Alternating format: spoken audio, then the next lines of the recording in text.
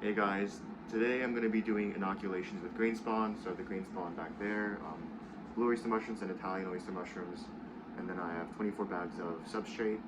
Each of the bags are about 9 pounds. So let's get started.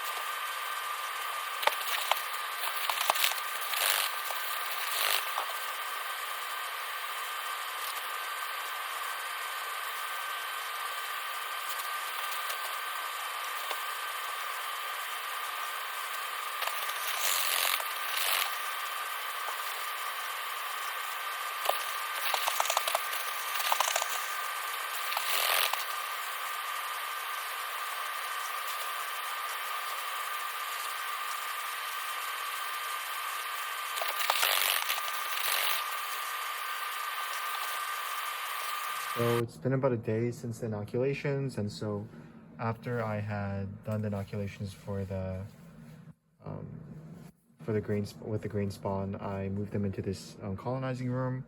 So you can see the Italian over here and the blue oyster mushrooms on the left. Um, 12 bags over here and then 12 bags over here. It's been about a day, so you can kind of see the mycelium really like starting to expand up from the grain. Some of them more so than others. This one looks like it's a little bit further along than this bag. This bag looks like it's not so much, but sometimes the grain spawn are kind of mixed into the middle, so you can't see it as well. So no need to worry.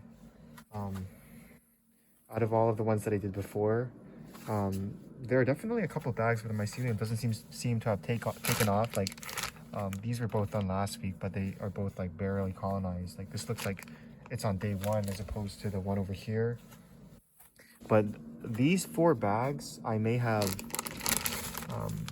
colonized a little bit too early, meaning that, and I'm sorry, I may have not let cooled completely. I think that's why they seem to be progressing so slowly. But much to my reassurance, you can see that a lot of the bags that I've done about a little over 2 weeks ago have been completely taken over by the mycelium. You see this dense white mycelium, which has taken over the substrate completely, and I'm pretty sure these are ready to fruit, so I gotta move these to the fruiting room like within the next day or so. But yeah, it's coming along nicely.